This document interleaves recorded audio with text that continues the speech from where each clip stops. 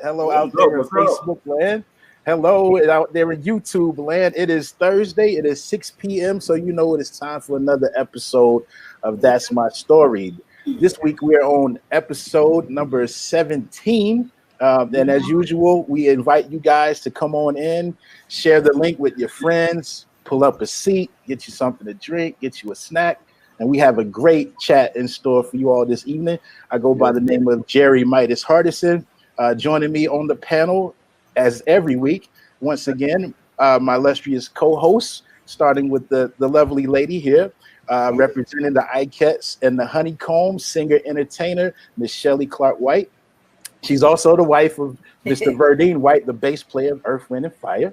Yeah. Also joining me, as usual, is vocalist, musician, producer, arranger, representing the chairman of the board out of Detroit, Mr. Ken Knox. Hey, Ken. What's up? What's up? Excited. Man. Hey, Kelly, how you doing? What's going on? Awesome. There's a buzz. I'm sorry. You good? Yeah. Man, I can't complain. There's a buzz in the air today. Uh-oh. Yeah. Uh-oh. And normally, I was going to show you guys. Normally, we accustomed to, you guys have been seeing us the last few weeks drink out of this particular wine glass. Yeah. And this week we had to switch it up a little bit. Oh yeah. For our special guest, Earth Wind and Fire tonight. So before we get started, hold on. Okay. Yeah, we got little communion. How you guys been doing this week? What you guys been up to? everything's good on this end. What about you? Oh man, well, getting my son Isaiah ready for virtual online schooling, so staying on top of Oh boy. Yes.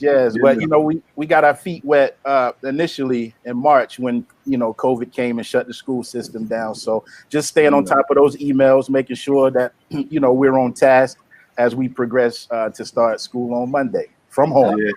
All right. Well, you know what I've been doing At the drive-through. I've been in drive-through. I don't feel comfortable going in, which you can't anyway. Okay.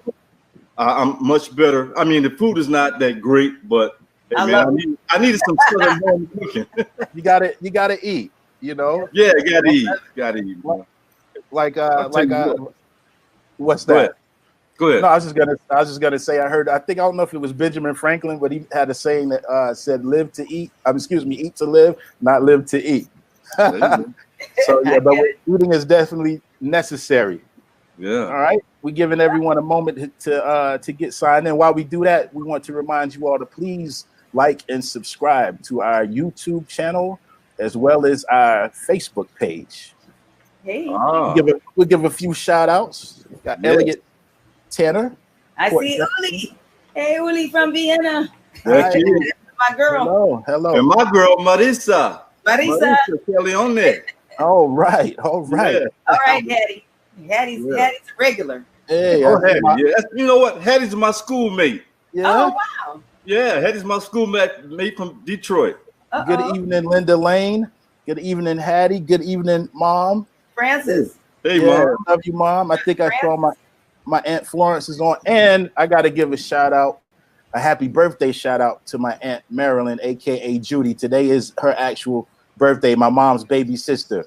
Oh, wow. Happy birthday. Yes, indeed. All right, guys. One more. We got one more. Hey, Brooke from the UK. Yeah. I see you. You see her? Okay. I see Brooke. Yeah. I see Rhonda. Hey, Rhonda. Yeah, we thank you guys. So, Brooke is on. I've friend. She's also a DJ over in the UK. Brooke, thank you for joining us. That's right. We thank you all. I can't say it enough from week to week because without you guys, there would be no platform where we could come on and talk to some of your favorite musicians, artists, engineers, producers, and it's such a treat that they give us a behind the scenes look into their journey through as they have navigated their particular industry over these particular years. So we thank you guys at home so much. Yeah. All right. I see you, Jamarian. I see you. Representing Shelly from Georgia. Okay. That's right. There you go. Got you. All right. Well, I'm not going to prolong the time any further. I guess if we're ready to proceed, we can do that. All right, ladies and gentlemen, I know you guys are waiting. So without any further ado, allow me to welcome and introduce a singer, a songwriter, musician, producer, 5-time American Award winner, 7-time Grammy Award winner, Grammy Lifetime Achievement Award winner. He has also received a star on the Hollywood Walk of Fame. He's been inducted into the Rock and Roll Hall of Fame. Also a recipient of the Kennedy Center Honors, giving you such hits like Let's Groove Tonight, September, Reasons, After the Love Has Gone, also referred to as the principal of Earth, Wind, and Fire. Make some noise at home as we make some noise here on the screen for Mr. Ralph Johnson. Johnson. There you go. Hey there. Hey there. Good afternoon, good evening, and in some places, good morning. Hey, how's it going? How you doing, sir?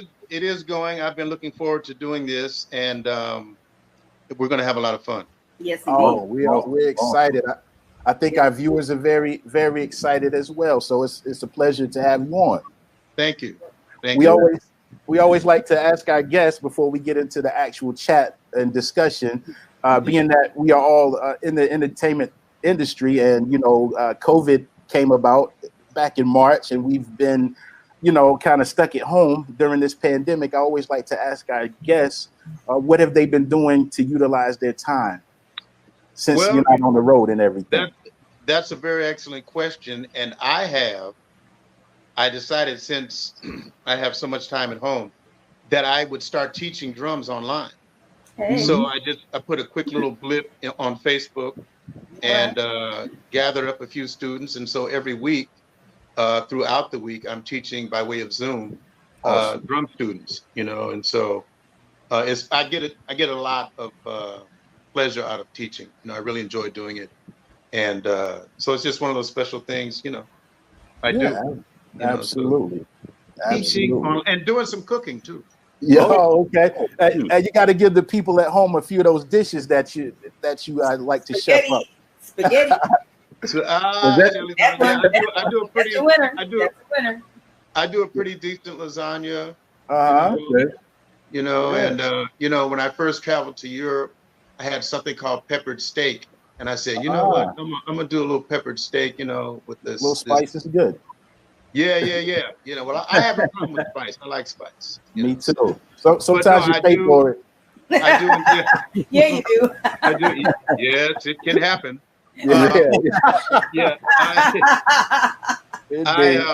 But I enjoy cooking. It's something. Look, let me tell you the story. Go ahead.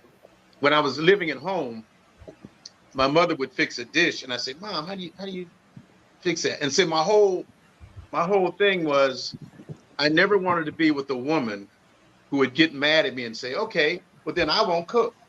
Oh yeah. Good point. I tell you what. Why don't you have a seat over there? I'll cook, and you can enjoy it. Okay.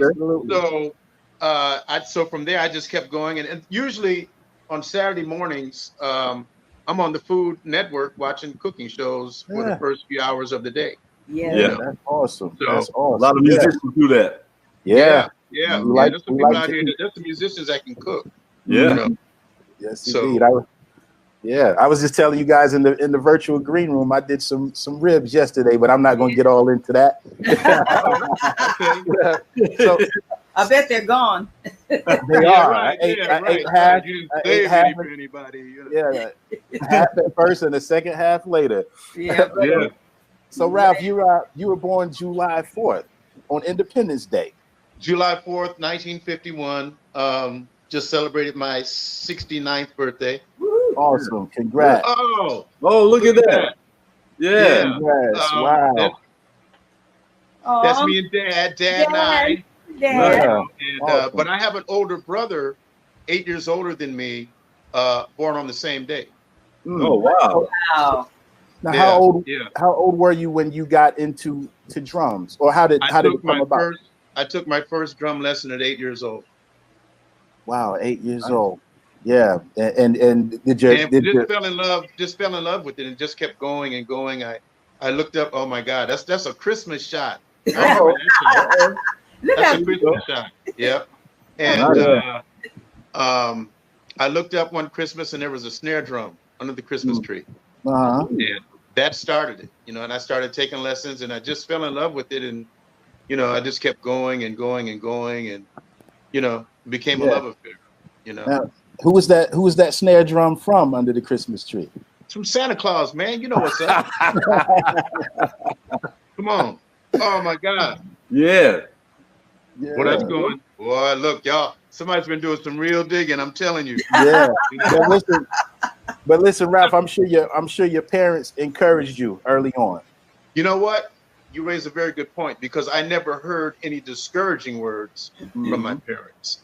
I would come home from school and jump on my drums, and I never ever remember my father or my mother saying, "Okay, Ralph, it's enough now. It's time to, No, I never got that. I could practice anytime I wanted for as long as I want. Yeah, so it seems like your parents almost had the ability to see into the future. Yeah, they definitely picked up on something, and I have to say one of my proudest moments. Back in the 70s, we did a 5-night run at the Forum. This had to be around 78, 79, I think, maybe even 77. Okay. And see, I'm from Inglewood. So I watched, when we first moved to Inglewood in 66, I watched the Forum being built. Really? Yeah. I saw it being built. And so one of my proudest moments was to be able to invite them to the show after watching the Forum being built and let them see, what I had come into by way of Earth, Wind, and Fire. Wow. Awesome. Awesome. Yeah. That's awesome. So before Earth, Wind, and Fire, of course, there was school, right? High school. Oh yeah, I went. Oh my God! Look at that. Oh my God! Well, y'all are really pulling them out here. That's. I went to Morningside High School, Mount Vernon Junior High School. Matter of fact, I got a great story, and it's regarding Shelley. Okay. When I was at Mount Vernon Junior High School, Shelley went to LA High School. Their dance band came over. She was singing with the band, and she sang "When Sunny Gets Blue." Wow. Oh wow. Wow. Wow. That's awesome. Right. We crossed paths long before Earth, Wind, and Fire. Wow. Yes. Okay. So that's awesome. I remember that. That was a moment. I was like, wow, okay. Amazing. I wanted to go to LA High School, but we moved. We moved south, further south out to 90th and 8th Avenue. And so that put me in the Inglewood school district, and I wound up going to Morningside. And I came out of there in 1969. What were your musical influences when you were in school? I mean, I was listening. We had a lot of, one thing about growing up in LA, we had a lot of great radio stations for all genres. I mean, if you were in the country and western, there was a country and western station on the AM somewhere. But we had great AM stations, KDAY, KGFJ. And then you had the pop stations, KHJ, KRLA, KFWB. Dale, I know I'm ringing some bells with these call letters. Yeah. But I just remember all that. So coming up, I listened to a lot of Motown. I love Motown music. Oh yeah. Okay. And I was always attracted to the bass. Okay. Because as you know, the bass player was James Jamerson. Absolutely. And nobody could do to a song what he could do with the bass, So I always gravitated to the bass. So, but finishing your question, finishing the answer, all R&B stuff, And then at 14, I got turned on to jazz, and and that's because my older brother came home from the Air Force in '65, and came home with this stack of albums. It was all jazz, it was vinyl. And I started listening to these records. And I said, man, really? Wow. Okay. come to discover, we had a 24-hour jazz station in LA, Wow. KBCA 105.1, and I started listening to these jocks on there who all were different. They all had different personalities, you know. And I would just tune into that, and I go, man, one day I want to do that. I finally did that. Nice. I finally did that, you know. So, but anyway, yeah, that's so coming up to answer your question. All types of music. That's great. So after high school, I think you guys had a band called the Teen Turbans. Well, when I was in junior high, actually, oh my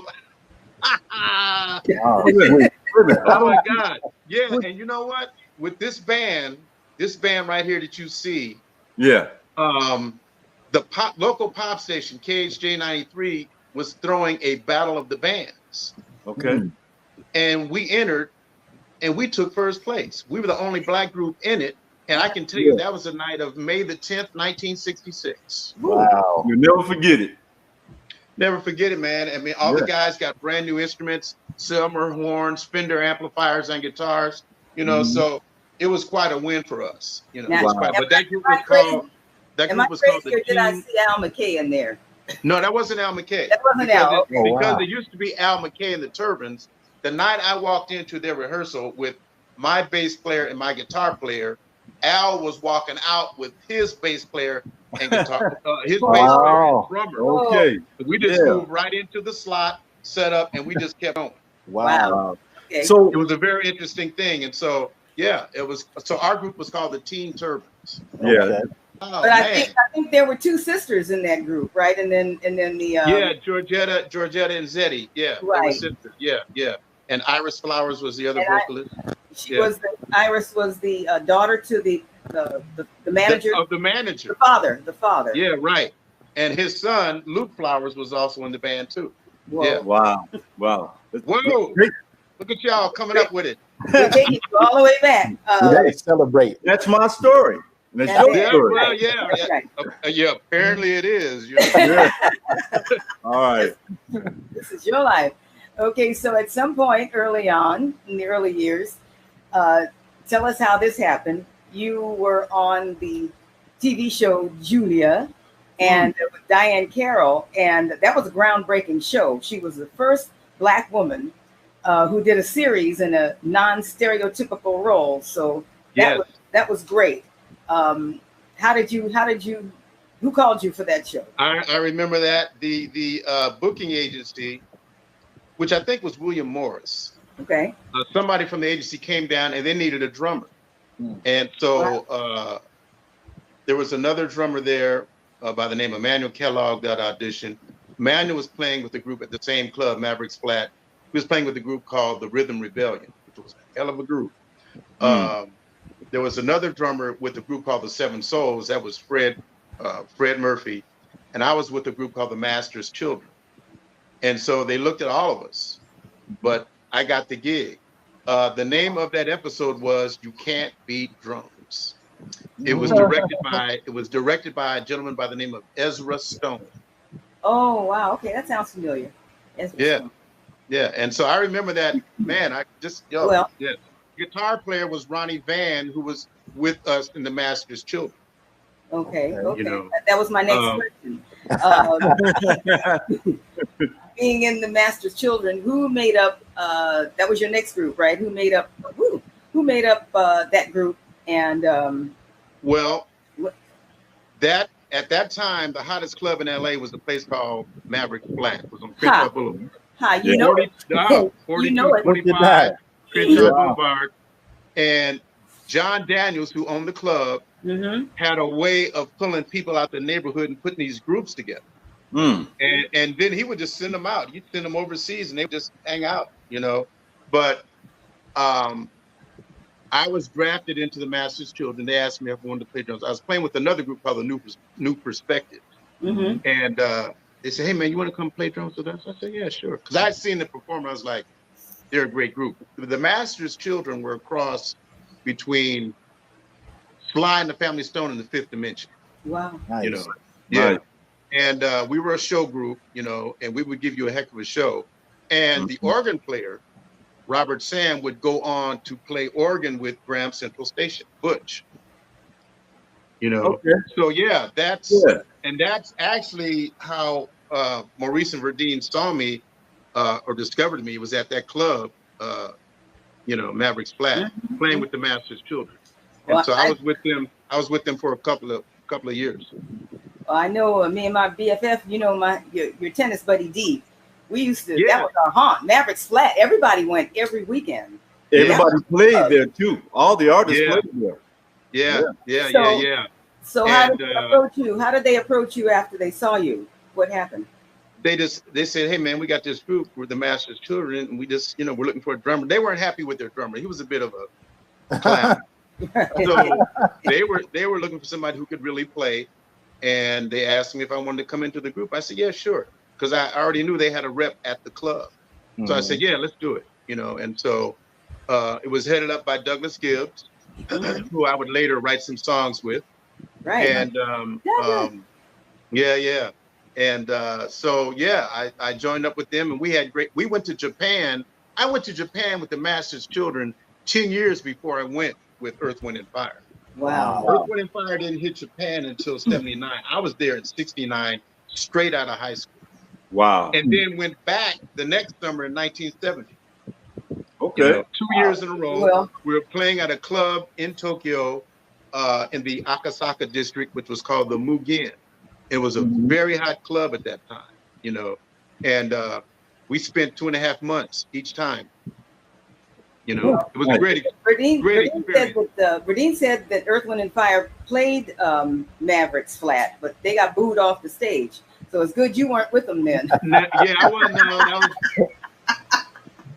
I don't think you were with them then. No, I wouldn't. I didn't experience that. But now wait a minute. There was a similar experience after I joined Earth, Wind and Fire.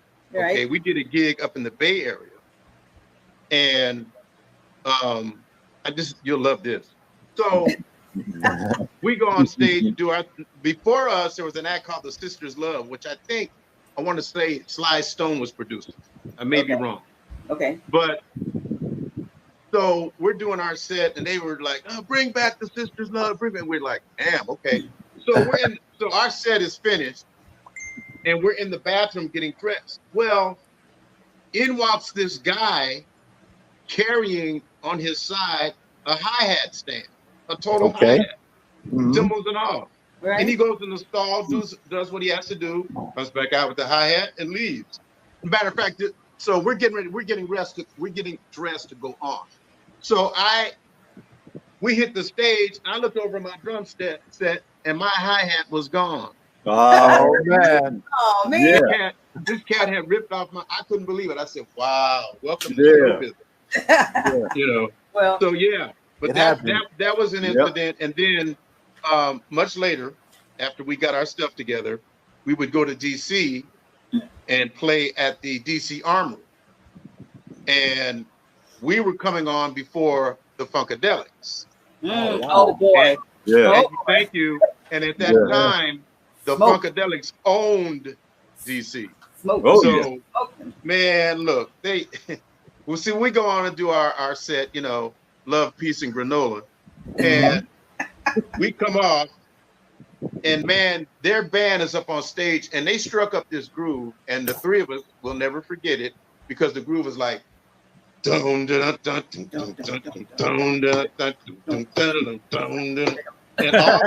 the audience started bobbing up and down in the smoke. And they came out the bathroom with a trail of smoke, and man, they wiped us out.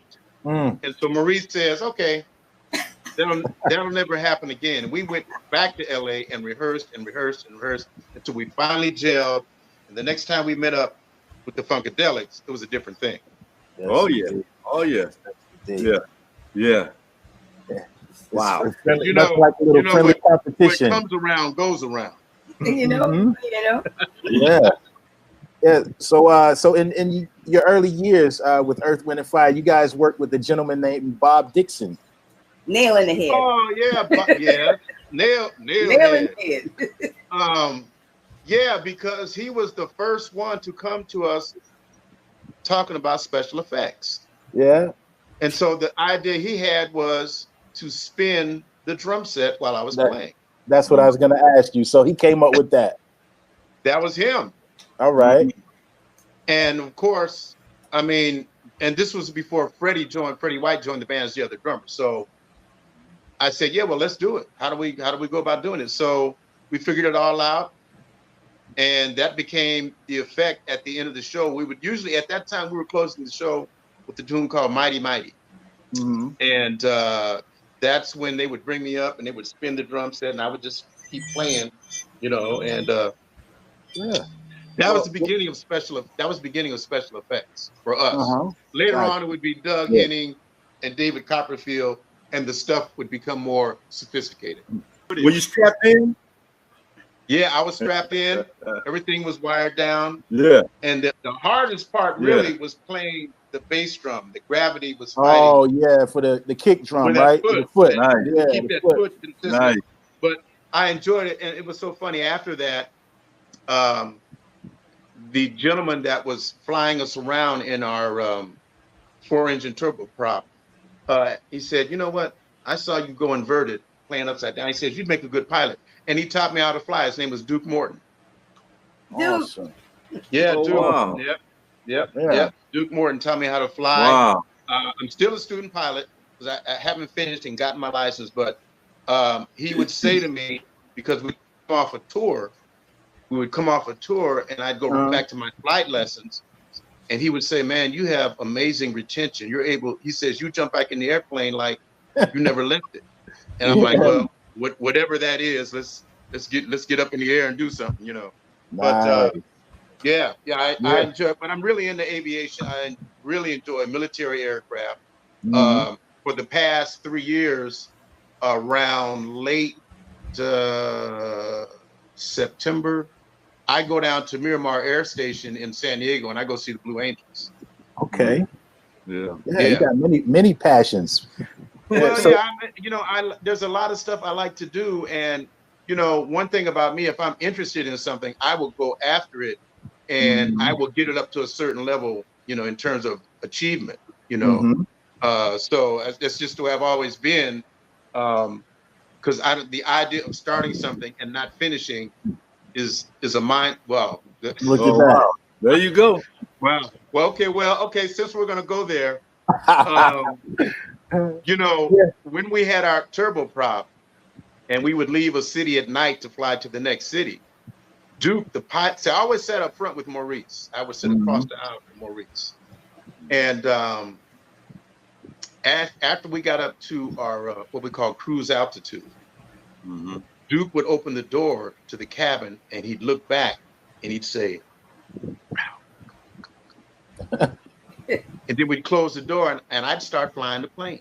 Get out of here. No, he would let me fly the plane. No one ever knew it.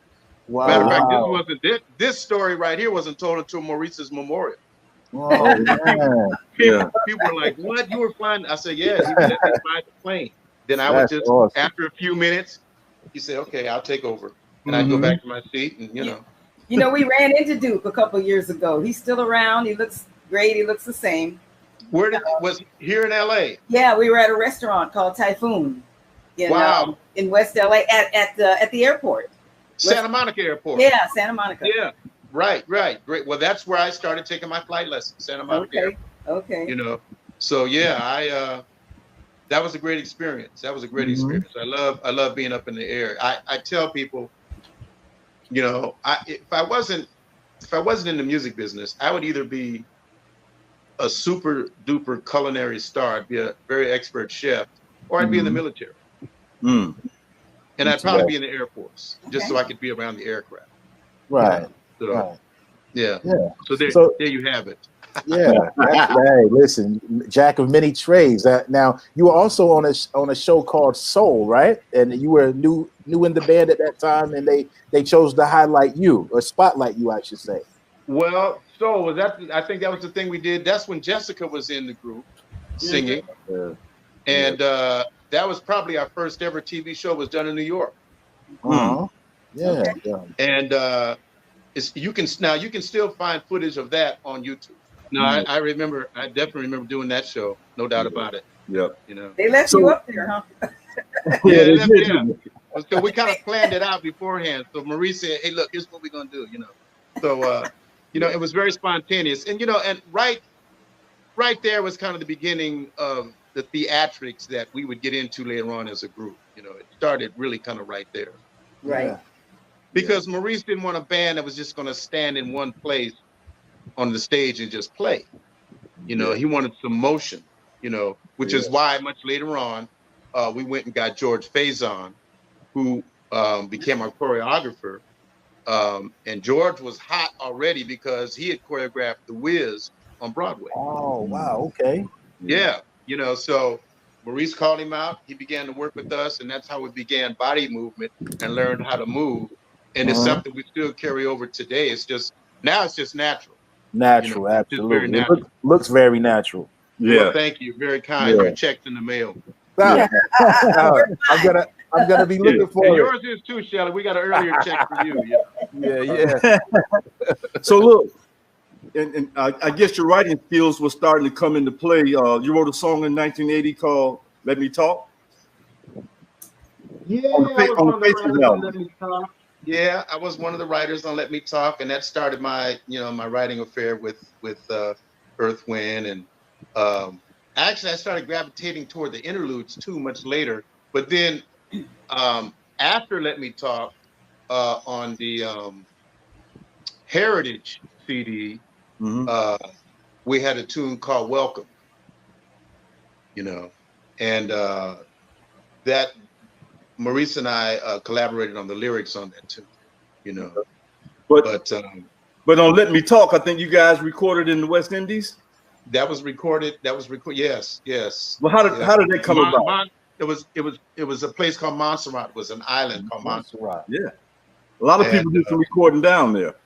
Yeah, artists recorded down there. I think that studio got destroyed because there was a volcanic eruption that took place on that island, if I'm not mistaken, and that studio may have been destroyed. Wow. So, but how did the whole thing come about? Recording down there in West Indies. Well, Maurice was very much into just to change things up and to keep us away from distraction. He would say, okay, we're going to record such as, we're going to go here and record, we're going to over there and record. A couple of times we recorded, like That's the Way the World was recorded up at the Caribou Ranch, which was a recording ranch owned by James William Guercio. And James William Guercio was a producer of Chicago, but before that, Blood, Sweat, and Tears. Okay. Yeah. Just give me a little trivia right there. Good history. Yeah, absolutely. The audience is loving it. I still have those glasses. Oh, wow. Oh, really? I still have, they're up right upstairs right now. Okay. And the reason I even went to those glasses is because George Faison came to me and said, Ralph, we need to find a look for you. What can we do? And I thought about it. I said, man, I get me some really, because I was checking out Elton John and these way out glasses he was wearing.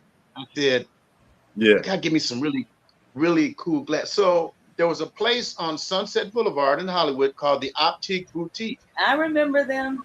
I had the star glasses. Right. Wow. I knew that would ring a bell with Shell. Yep. So I went up there and told them what I wanted to do, and they hooked me up with the glasses, and that became my look. So if you look on front of even the Faces LP, I'm wearing those glasses. Did I see your initials? Did I see your initials carved in there? Yeah, my initials were customized. Nice. Yeah, nice. They're right upstairs. They're right oh upstairs. Boy. I had a question though. Right. Was Andrew Woolfolk in the group then? Absolutely. Okay. I was looking for him on that clip. Yeah.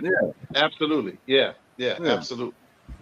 Nice. So nice. Ralph, little known information about you. Well, maybe some know, but you have produced some great artists. The Temptations, Howard Hewitt, just to name a couple. There's Howard. Just to name a couple. How did you get into producing, and who else did you produce that we couldn't dig up? Well, so you know, truth be told, you were one of my artists early on. That's right. Okay. Right after the honeycomb. Right after the honeycomb. Nice. But yeah, Howard Hewitt, The Temptations, Saida Garrett, and I have a great Howard Hewitt story because Howard was part of one of those groups that was at Maverick's Flat, or he would later become a part because he had just hit town. And so I'm on the dance floor with my lady, and the tune that's playing is Love Ballad by LTD. Oh yeah. And so I'm dancing, and I hear this voice over here, and he's just singing along with this, and I was like, damn, somebody's really singing. So I'm with my lady, I'm starting to move around, trying to find voice. I'm trying to find out where his voice, and it was Howard Hewitt. I said, man, I said, do you record? I said, would you be interested in doing some stuff? He said, yeah, you know. So I take credit for discovering Howard Hewitt. Yeah, as you should. Yes. You know? But yeah, man, but yeah, I love to write and produce, you know. Okay. And I learned a lot sitting up under Maurice White, because he was one of the greatest teachers about him and Charles Stepney. Right. You know, so yeah. Jeez. Yep. What about my favorite, Treat Her Like a Lady? That's my jam. Okay, so yeah. I go to visit Al when he was living in the Los Feliz area. He had a beautiful home over there. And he comes to me and he says, hey man, how'd you like to help me produce the Temptations for Motown? And I thought it was a joke, you know. I said, man, you kidding? He says, no, man. The Motown called, they want me to do an album. He said, you want to help me? I said, I'd love to. And we came up with the album Truly For You. Out of that came the hit single Treat Her Like a Lady, which was written by Ali Woodson. Yes. And when you listen to that, know that he did that vocal in just one take. All the way through. Start to finish, you know. And we had Motown loved the record. They loved it. It's one of the best. Still today, Otis will tell you it's one of the best records they've ever done. Wow. So I take a lot of pride in that. You know, that was absolutely that was a great moment for me. At the same time, right around that same time, Philip Bailey would be working with Phil Collins. Right. Yeah. Oh, yeah. Which one was that? And that was the album Chinese Wall, and I had a tune on there that I submitted that made the record. It was called Go, which was very Earth, Wind and Fire sounding. Don Myrick took an incredible alto sax solo. So yeah, there was a lot right in that little period right there. There was energy going on, you know. Yeah. Well, awesome. I don't want to ruin this next story. You were minding your own business, and you got word that some hip hop mogul wanted to sample one of your songs. Now, what was that? Oh. Wow. Okay. Well, let me tell the story. So this is in the summer of 2000. I think it was around July. I get a phone call, and I answer the phone, and this voice says, "Are you Ralph Johnson?" I say, "Yeah, I'm Ralph Johnson." He says, "Well," he says, "I just want to let you know you've been sampled." I said, "Oh, cool, man. I've been waiting to get sampled. Everybody else been sampled." So I said, well, so who sampled me? He said, Jay-Z. I heard that record too. I literally took the phone and went, yeah. And I said, the Jay-Z? He said, yeah, the Jay-Z. You've been sampled by. And so when Jay-Z released the Blueprint, it was called The Blueprint. That was his first Blueprint CD. Yeah. I had a tune on there called Song Cry. And that was you. Oh, and that was myself. But that song started out, the song that he sampled, which was a thing called Sounds Like a Love Song, was written by myself and Douglas Gibbs from the Master's Children. And Douglas and I did a lot of writing together, and I couldn't believe it, you know. And so that became Song Cry for Jay-Z, and I should say Jay-Z been very good to me. Yeah. You know. And then most recently, earlier this year, I was sampled by Drake. Oh, Drake. Okay. Yeah, a little piece called "When to Say When," and he used the same sample that Jay-Z used. Yeah. Shout out to I've been Blaze. sampled by a couple of hip hop giants, you know. Yeah. So I'm not complaining, you know. Yeah. It's awesome, man. Checks in the mail. Yeah, we missed your checks in the mail. That's right. Yeah. I'm waiting on mine, huh? Yeah, there you go. You know. Yeah. Well, jumping back to EWF for just a minute, you guys have traveled the whole world. Yes. And there was a standout performance in 1980 in Sao Paulo, Brazil. So you shocked the pants off of everybody when you started communicating. I guess the language was Portuguese. Is that correct? It is Portuguese, yes. And you were talking to the people. You shut it down, okay? You shut it down. And I think that we have a video of that. Oh no! Right. Get out! Stop it! Wait a minute. This gentleman started with us on drums. We call him Slick, Mr. Ralph Johnson.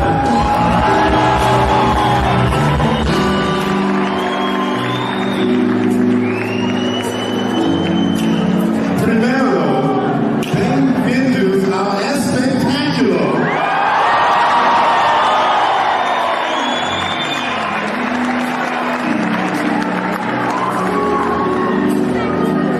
Faz 27 anos que estivemos aqui.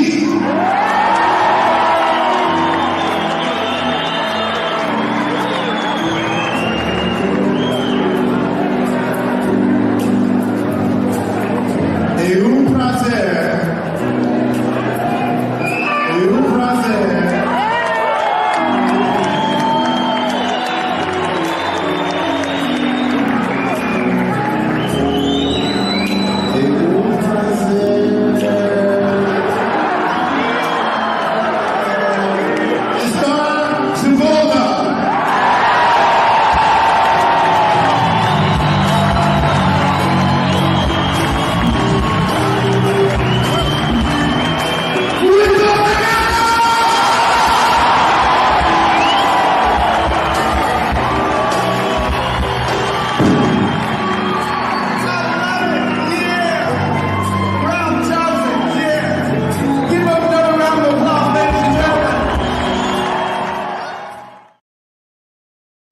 Nice.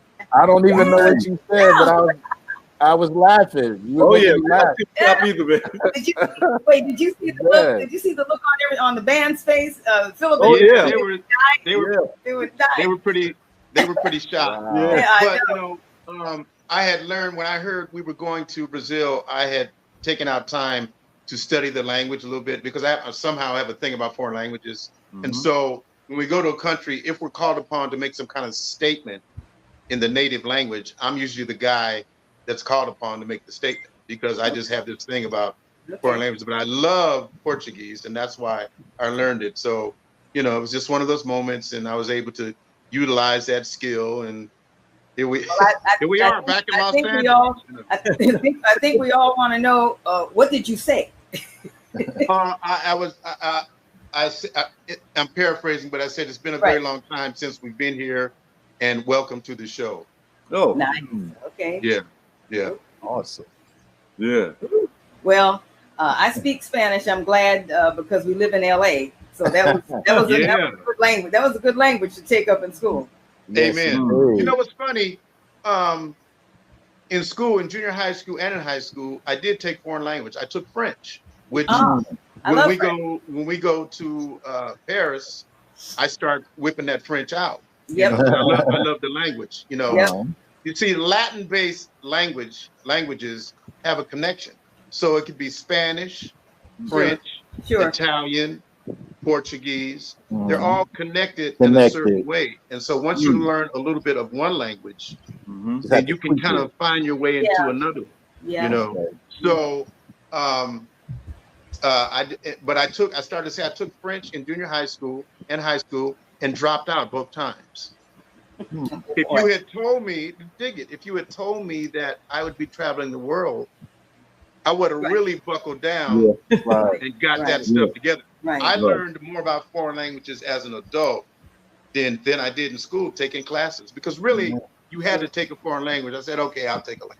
You know, but had you said, guess what, Ralph, you're gonna need this, so you really need to buckle down and get it. You know, so that's what happened with that. I get it. Yeah. Let's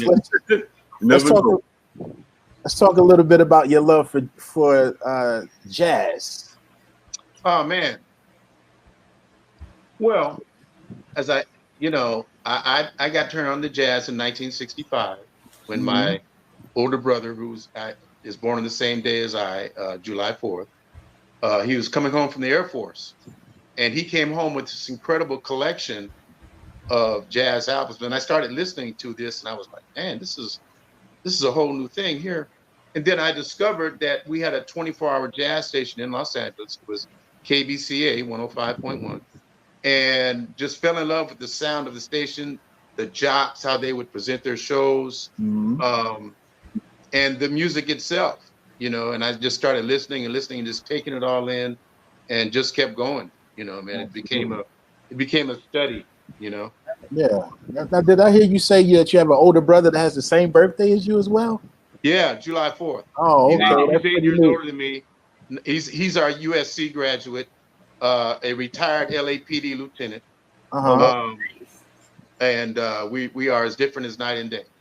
Okay, that's all good. It's all good. I hear you also have a radio show, if I'm not mistaken, called Epicenter 6.7. Jazz. Ralph, thank you for the 4 hours you sent me. It's wonderful. Thank you, Shell. You know what? Yeah, I do have a show. It's called Jazz Epicenter 6.7, the finest in jazz from the 60s and 70s. And it's all about what I heard at KBCA, Shell, growing up in LA. You know, I just fell in love with that sound and the music. And I said, you know, one day I'm going to do a show. And so when we went to, I'm going to say it was 2016, when we went to Europe and we were in London, and our good friend Nick Stewart, who always takes care of us when we go over there, I said, Nick, I have an idea, man. I said, I have an idea for a radio show. He says, really? He says, tell me about it. I said, well, it's a jazz show. It's just mainstream jazz from the 60s and 70s. And I think I could do a heck of a show. He says, well, I just happen to know the head of BBC Radio 2. He says, I'll speak with him. And so I couldn't, after we got home after the tour, BBC Radio 2 flew a producer over here, and I did those shows, Shell, that you know I have in your possession. Right. We did it over at NPR Studios over on Jefferson Boulevard. And I had a wonderful time selecting the playlist, you know, and giving, you know, it's music supported by various anecdotal stories about the musicians and, you know, whatever. And it's something that I really enjoy doing. And, you know, I got to figure out something else to do with it. I must monetize it.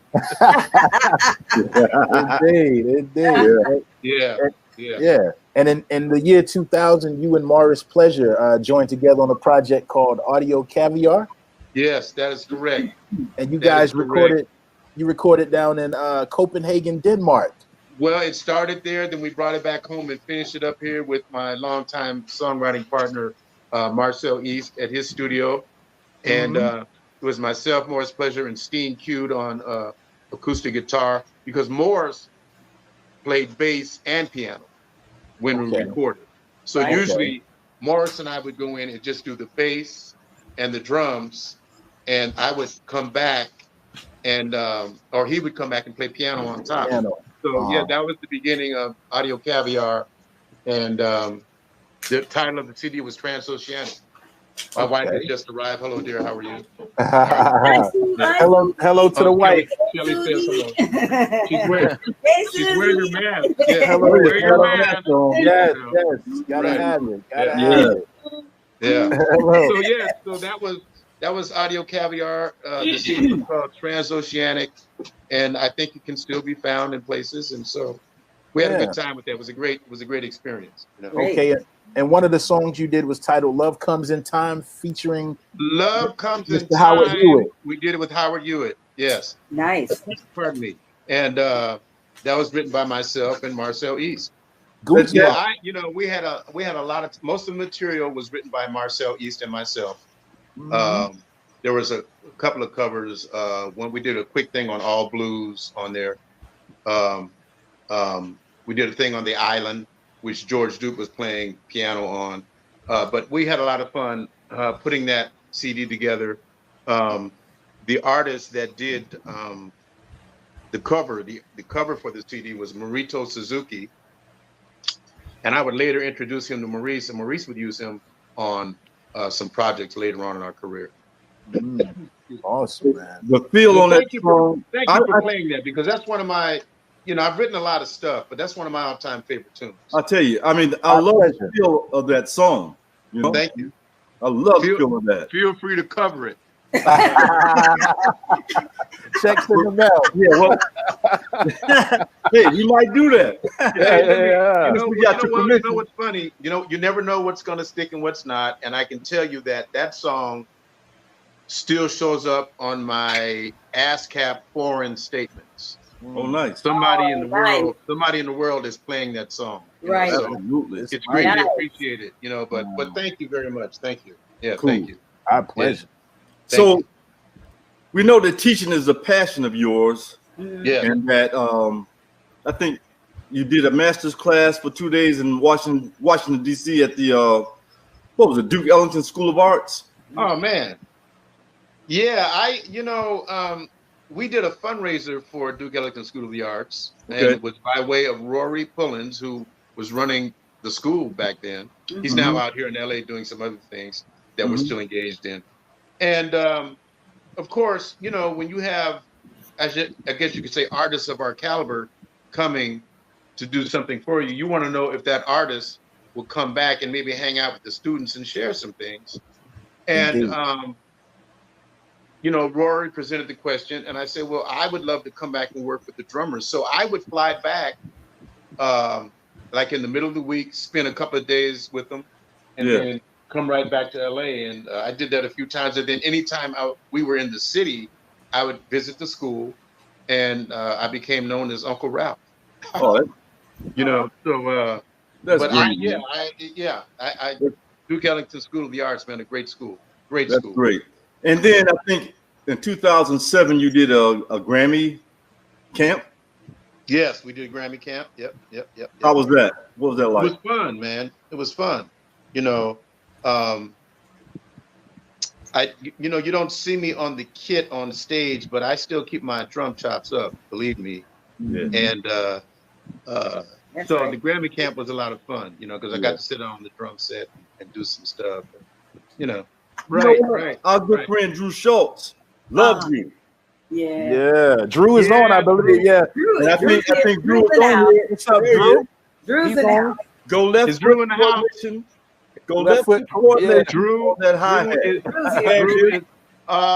Thank you, Drew. Yeah, Drew. So, but Drew is one of my students. I can't take credit for everything he does. Yeah, I would not do that. But Drew's an incredible drummer and an incredible teacher. And so we get together. Drew and I try and get together once a week, and we actually have a webinar coming up, probably the first weekend in September, where we're just going to spend a couple of hours online and share some of our thoughts about drums and rhythm and what have you. So I'm looking very forward to that. We got you. Now, that's great. We'll get to that one later. But for right now, you have a very unique hobby, and that is you have like a ham radio set up in your house. What can you explain to the people? It's a radio. Ham radio. Ham radio. It's a radio service that is supervised by the FCC. And so, unlike CB radio, which you have with a lot of truck drivers, you have to be tested to become a ham radio operator. And the cool thing is that once you get your license, you can speak to anybody in the world. And I hold the highest license you can hold. It's an extra class license. Because when you first become a ham, you're what they call a technician. Then from there, you go to what they call a general license. And then from there, if you just want to do some stuff to just brag about, you become what they call an extra. So I say, well, I feel like bragging. So I'll just crack down, study the questions and become an extra. But the thing is, the tests, all of these tests are only about 30 to 35 questions. Right. Okay, you test before a board. There are people sitting out there who are going to grade your paper. But the thing is, the questions that are on the test come from a question pool of 800 questions. Okay. So you don't know which question you're going to. So you got to know. What 35, right? You got to know your stuff. You got to know it if you're going to pass the test. And so, you know, I passed the test, and I originally, checked this out, I became a ham because in 1999, I kept hearing that Y2K, you remember the whole Y2K thing? Oh, yeah. They said, oh, man, the computers are going to stop, man, and the phone service, and this it's all going to fall apart.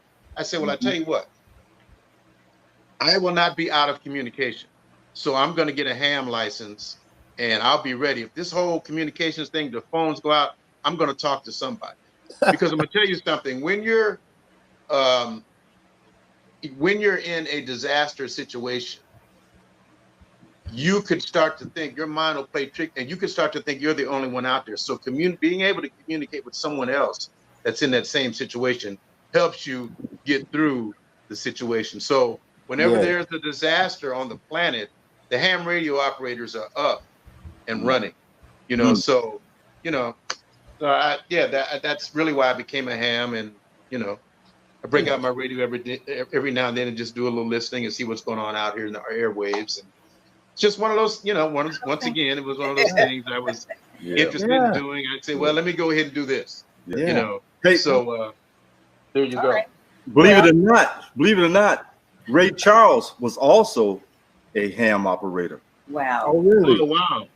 I didn't know that. He was blind, yeah. Wow. Of course, he was blind the whole time, but he got off into it. I was reading a book on his life story, and he mentioned that's what he would do. You know, Interesting. Yeah. And each ham has their own very unique call sign. I would give you mine, except that if you go to what they call the ULS, which stands for the Universal Licensing System, which is where the FCC keeps a list of all ham radio operators. You can tell if their license is current or not. Your address is attached to that call sign. Okay. You know, but yeah, it's quite a hobby, radio service, and you know, I love being a part of that particular community. That's awesome. Well, okay. You know, our own amazing Philip Bailey introduces you in the show, and he always says, but we call him Slick. For all my life, I've been wondering how you got the name, who named you that, and when. That goes way back to the early days. Okay, let's hear it.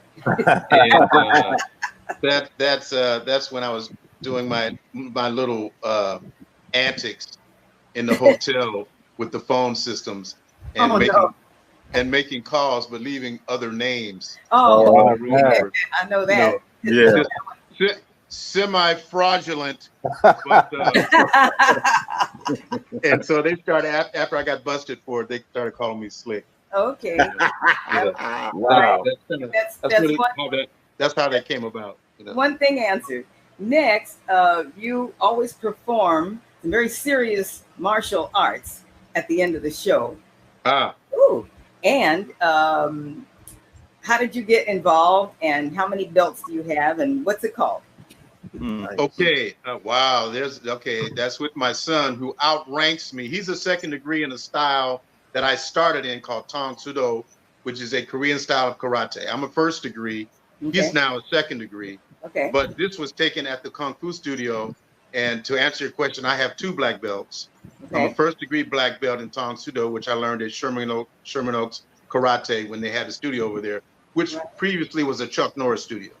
Okay. Then in '98, I started studying a style of Kung Fu known as San Soo, S-A-N-S-O-O.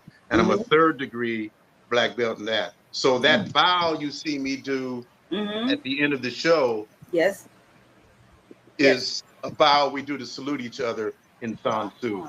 And, you know, before COVID jumped on us, I would be at the dojo, you know, usually on a couple of nights a week, just working on my stuff, you know. So that's how I got started with that. I bet that really keeps you in shape. I'm sure. Well, yeah, when you're doing it consistently, yes. I noticed that when I started taking karate, that I actually got stronger on the drums, especially my legs. Yeah. So so it's one of those things I love to do, and I actually I used to teach self-defense. My instructor at Mark Zacharias at Sansu would say, "Hey, you want to come in and teach a class on self-defense?" And I would go in. I'd invite couples in, husband and wives, whatever. And I would teach them how to get out of certain holes and what to do if this happens, and which is something once again I enjoy doing. So there you go. Thank you. Something else our viewers at home may not know about you is that you also, I hear you play a mean game of tennis as well. Yes. Yeah. Well, yeah. I you know what? I learned tennis over at Rancho Park over there by Dorsey High School. Yeah. And learned from a gentleman by the name of Richard Williams, not to be confused with the Williams sister's father. Right. But I learned this in '76 and started playing with Reese. Used to play with Reese a little bit. And we would play up at Carmel, in his place up at Carmel. Okay. And I love tennis. And so today, still, every Wednesday morning, I'm a member at Calabasas Tennis and Swim Center over here. And every Wednesday morning at 8 a.m., I'm on the court for an hour working out with my instructor, still working. Nice. Because it's a man, look, anything you do well is going to be a lifetime study. I tell people that play musical instruments, you don't get to a certain point and just say, well, I've arrived, and so that's all I learn about that. No. Very true. It becomes a lifetime study, and you just continue to learn. So, I love to play. I love hitting that tennis ball. I absolutely love it. Yeah, I may have to go back and pick my racket up. Pick it up. Pick it up. We got a little dust. We got a little dust on it. Let's get going. Yeah. And I actually carry my when we're on summer tour. I carry my rackets on the road, and when we have an off day, I have management call up the local tennis center, and I spend time at least 2 hours with an instructor just working on my strokes. Yeah. Wow. So, yeah. That's awesome, man. Yeah. So, hey, I have a love for drums as well. That was my first instrument, growing up, watching Benny Benjamin, not watching them, but hearing on records and stuff like that. Benny Benjamin, one of the Motown drummers. Yes. Pistol Pete. I used to go over to Pistol Pete's house and sit behind that set when I was in junior high school. And the other drummer was Uriel Jones. Yeah, Uriel Jones. There were 3 Motown drummers. That's right. And I actually met Pistol in Detroit when we played, because he had met up with a student of mine that goes by the name of Zorro, who played behind Bobby Brown and Lenny Kravitz. And now he's a student I will take credit for all the way. And he turned out to be a great student because he went on to do some great things. And so I met Pistol in Detroit, and we had a great conversation, man. I had nothing but questions about the whole Motown thing. It was a fascinating conversation. What I learned when I used to go up to his house, they taught me how to play that "Heard It Through the Grapevine" beat. Boom, boom. Right. Oh my God. So this how y'all did it. So, but this brings me to this fabulous snare drum that you have. Yes. Yeah. The DW Earth, Wind and Fire snare drum. Yeah. And that's their copy. That picture was taken at the Memphis drum store in Memphis. Incredible drum store. I mean, incredible.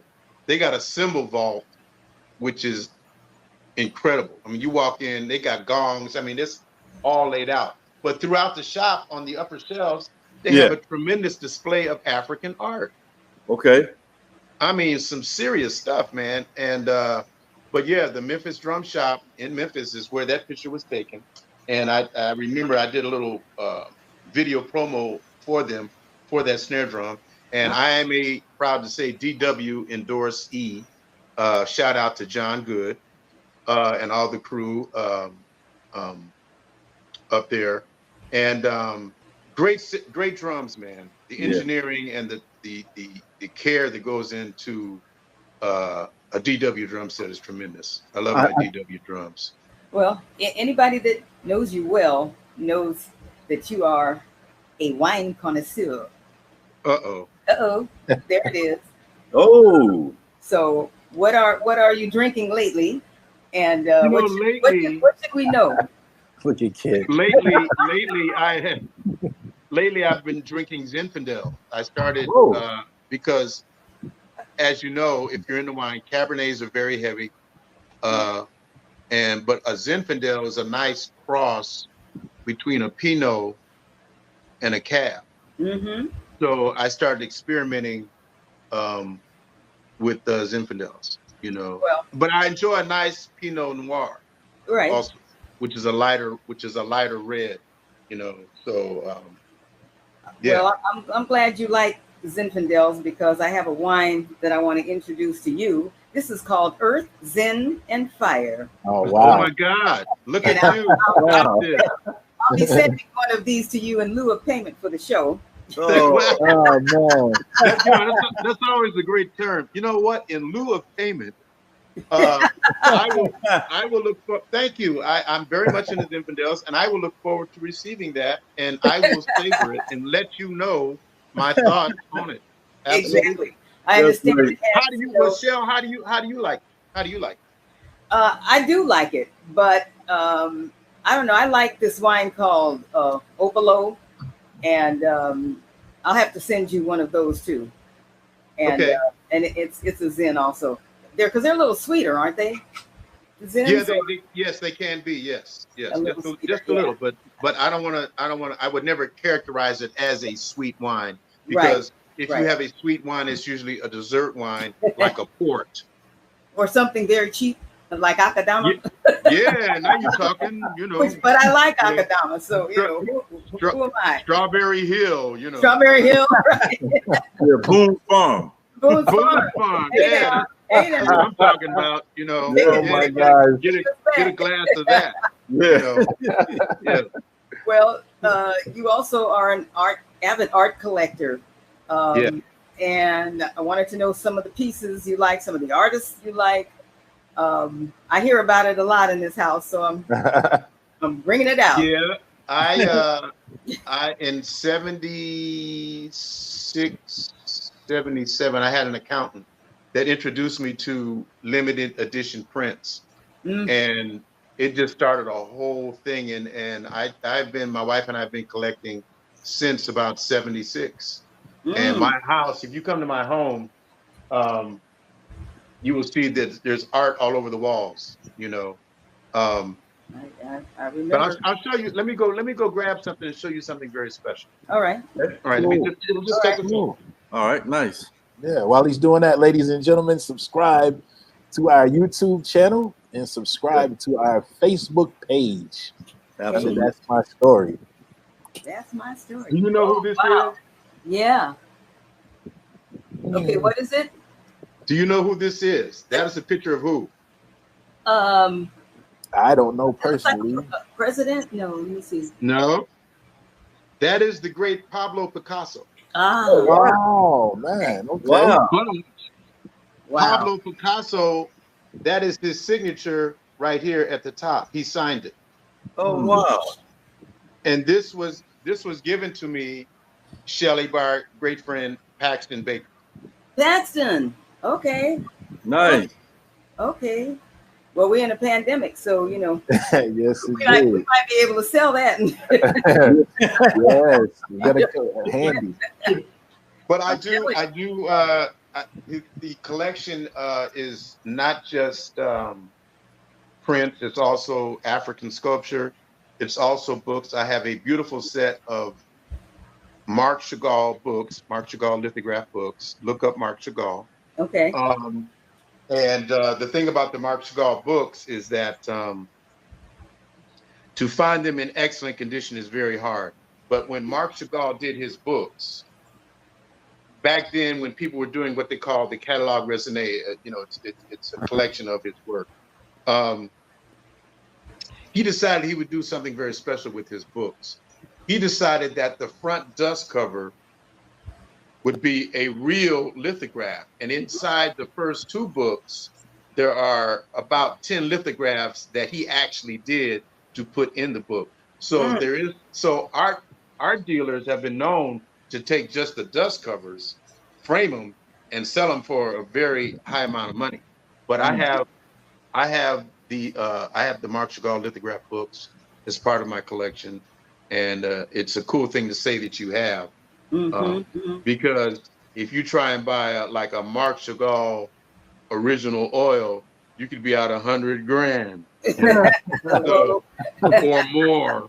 You know, yeah, I have a set of Marc Chagall books, and I hear you have one of the largest collection in the world of Paul Smith socks. What is wow! Indeed, the world's largest collection. Wow! I've got. Let me tell you. I tell you what. And I haven't counted them. Yeah. But well over 100 pairs of Paul Smith socks. Yep. Yep. Because I like graphics. You know, I like graphics. I like graphics. You know, I like color and I like graphics, and so that's why I started collecting, and it just became a thing. And the other, you know, once you start down that road, man, you just keep collecting, and you just can't stop. You know, so. That was great, Shell. Thank you. Yeah. You guys aren't messing around. No, sir. We're not playing. I even know that you did all the driving back in the day, because Philip got lost and Verdine can't drive, so it fell on you. Back in the station wagon days, as we called them. Yeah. I was one of the designated drivers, but I enjoyed driving. I didn't mind. So it could be night or day. You could put me behind the wheel and I'd just sit there and drive until we got to where we had to go. So it really wasn't a big thing, you know. Wow. Okay, my last order of business is that there's a running joke on this show that the producer and these guys say that I managed to work Verdine White into every single episode. And so they said they were going to start fining me every time if I mention his name. I'm going to pass the fine along to you. I have to, because I wanted all the viewers to know that you were the one that introduced us. And so I'll kill you later, but you know. That is true, because when I was in the studio with Shell, I had the guys, Larry Dunn, Al McKay. Everybody. Maurice was there. Playing on these tracks. Man. Yeah, so I introduced Shelly and Dean. So I'm that guy. Yeah, see, I'm guilty. I'm that guy. Awesome. Yeah. That's awesome. Yeah. Well, So I wanted to publicly thank you for that. Anyway, go ahead, Midas. Okay. Yeah, you're more than welcome. Yeah. Now, Ralph, I understand that you also had a family member that helped make it possible for Earth, Wind, and Fire to receive a doctorate of music. Oh yes, my late great Aunt Marge. That was Aunt Marge that helped put that together. And she helped. She very much spearheaded that whole move with Eric Winston. And I forget the other name. Forgive me, but that she definitely spearheaded that, and we went on, received our doctorates, and it was a really cool day in Chicago. You know? Yes, I must say you have done some really amazing things in your lifetime. Man, I have been. You know what? I tell people that I have been very blessed. First off, I came from a great family. Yeah, that's first and foremost. I came from a family that was very supportive. Always, we were a tight family, and so. You know, I tell people that I've been very blessed. You know, I was drafted into Earth, Wind, and Fire.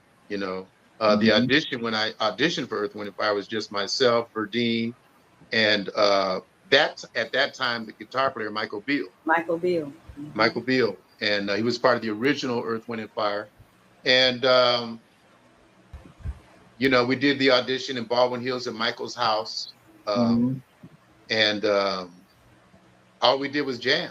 It was just the three of us, we just jammed. And so Verdine called Maurice, and Maurice said, "Well, so what do you think?" And Dean said, "No, he's the cat. Let's do this. Let's move forward." So I was I was drafted into Earth Wind. I have never looked back. I feel blessed, feel honored to be such a part. And when I leave here, I will leave behind a great legacy. Absolutely. Yes. With Earth, Wind, and Fire. But it has been an incredible run. We're still doing stuff. We haven't, we're not going away, but it's been a real cool ride. Yes, It's been a real cool ride. Yes, indeed. Yes, I mean, you guys have garnered so many awards. I think the one that sticks out to me, I was watching TV one night, and you guys were accepting the Kennedy Center. What is Kennedy the Kennedy Center Award? Yeah. Oh my God! And really, I mean, it made me proud. Because whenever I see this, I see some actor, some opera singer, but right. to see you guys see that award was fantastic, man. And that was a very, very special weekend in Washington, D.C. From the time that you get off the plane, they have you and they are guiding you around. They're giving you your schedule. Oh, I can imagine. And Shelly will tell you. And it was just a super duper special weekend. When John Legend opened up with Can't Hide Love, he absolutely killed that song. And I was like, John, really? Yeah, he did a good job.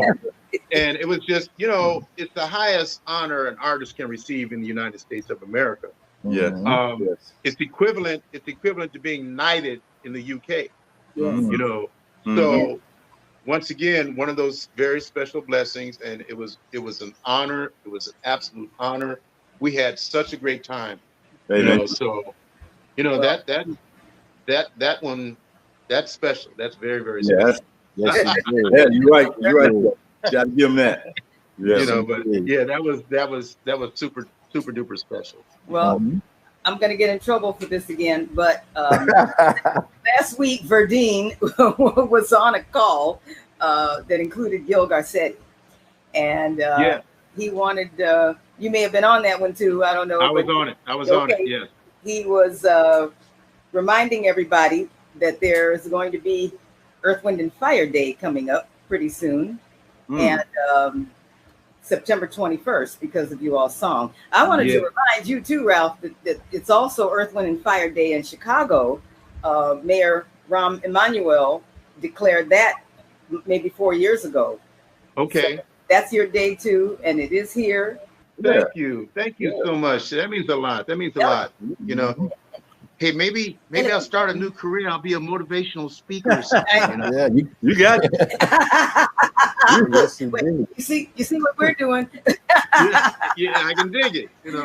But no, that was indeed a very special moment. My proclamations are up in the front room here, and that was very special. That was very special. But to have that happen, to be from LA, right.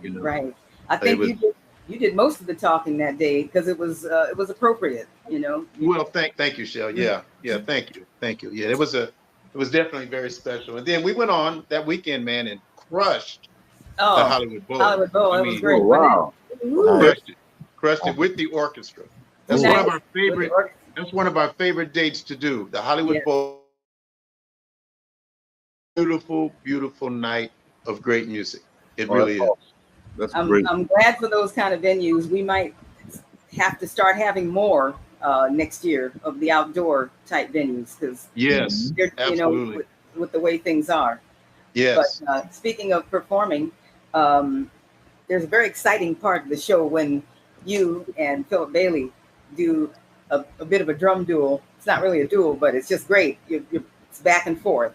Well, I certainly remember that. We were down in South America, at Viña del Mar. Yeah, it's a festival that takes place. I think it was Venezuela, I believe. Okay. And we were playing a music festival, and that was a great night. That was a great night. Yeah. You too. Thank you for that. Yes. I just want to remind our audience at home that we will be having a question and answer segment. We're going a little over our normal time tonight, but I think that's all right. We have let it run. Ralph, you asked is the show, what, is it about an hour? And I want, yeah, right. We can fit your 60-year career in a 1 hour show. Yeah. Right. Yeah, well, no, but this is great, and I'm having a ball.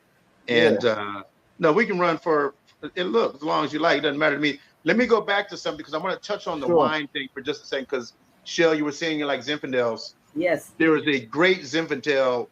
The label is Carlisle, Carlisle, Carlisle, Carlisle, and they make a great Zinfandel.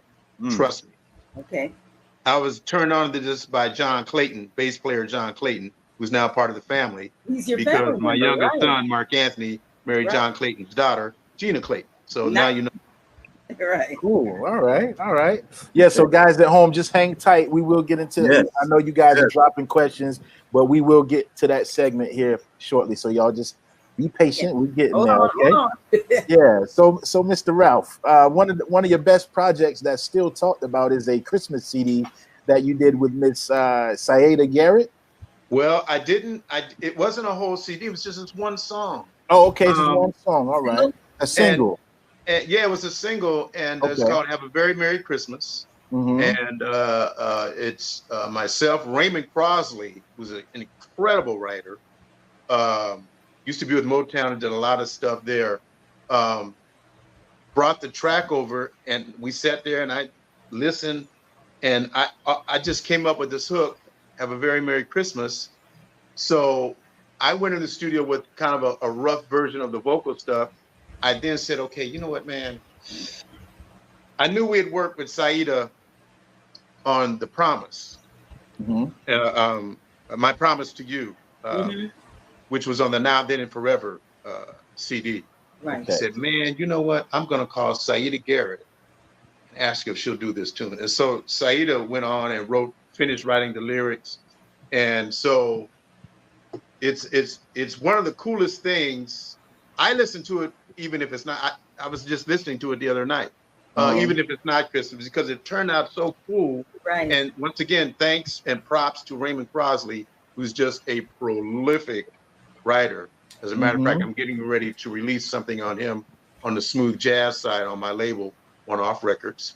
But it was Ray that came up with that track, and we just kind of all came together, myself, Ray, Saida, and Saida's husband, Eric Nuri. And it really turned out cool. It is one of my, I've done a lot of production, but the Christmas song is one of my favorite productions. And the other thing is, writing a Christmas song was on my bucket list. Okay. I still have a couple more items on my bucket list. Sure, maybe one or two, huh? Yeah, because so far I've only had 3. But as a writer, publisher, I wanted to write a great Christmas song. Okay. Strange thing to have on a bucket list. The other 2 things are, I want to go for a ride with the Navy Blue Angels, because they do have these rides they'll take you on. And the other thing is, I want to strap on my scuba tank, go down to the Sea of Cortez, and go scuba diving with the manta rays. Okay. Wow. Because I also scuba dive. Okay, man, you jack of many trades once again. But back to you. Look, you know, you gotta keep busy. Yeah, right.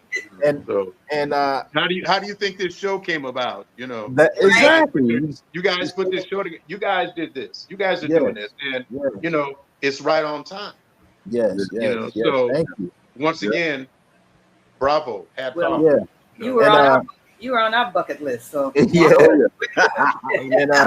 glad I made the list. You know? Yeah. And I heard you. Oh, go ahead, Shelly. I'm sorry. No, I was going to say when we were last week, Berdine said, "You know who would be great for the show?" He said, "Ralph Johnson." I said, "Ralph? No, he'll never do it. He'll never do this. He'll do the show." I said, "He won't do the show. He'll do the show." Shelly, you didn't think I would do the show? Well, you know, we're sort of, we're not professionals at this, and I know. No, but it's a family vibe. thing. It's a vibe, you know. So No, I wouldn't. How can I turn you down? Come on, get Well, ready. he was Get ready. thank you and thank you. We thank you again. Anyway, I'm No, sorry. no, Go ahead. no big deal. But anyway, I digress.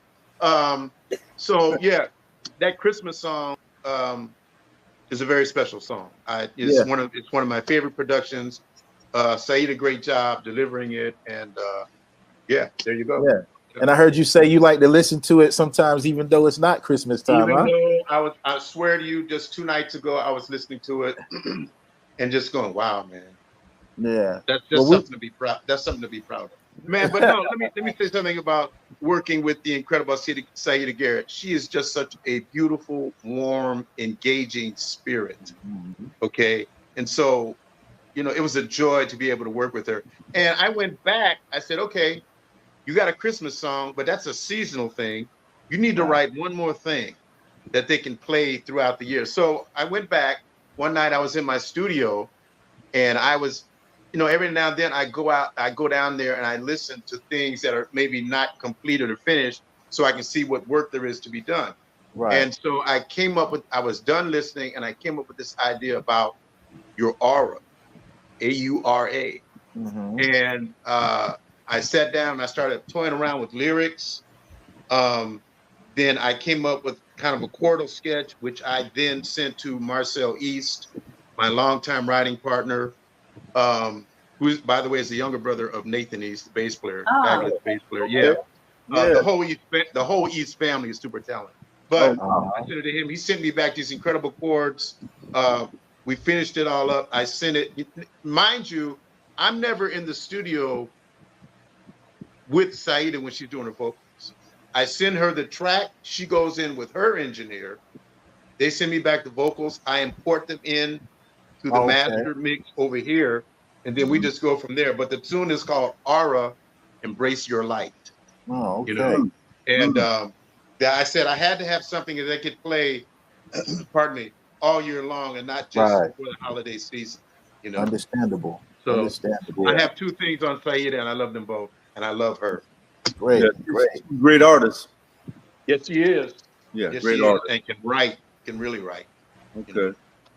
Well, man, let me just say this. Yesterday in our virtual green room, I got on late and I heard you talking about silver, investing in silver. Can you explain? Guess it's time for me to get on my soapbox. Get on your soapbox. Wait, be careful. We got Taz. Yeah, we got to get on the good foot. Get on the good foot. She may pull the plug. Let me just say this. United States is headed for an economic collapse. Now, you're not going to hear this on mainstream news. They're not going to talk about it. It's just going to happen. The dollar is steadily spiraling downward. Okay. And so you have to protect yourself against what is coming, because I'm telling you, when it goes down, it will be of biblical proportion.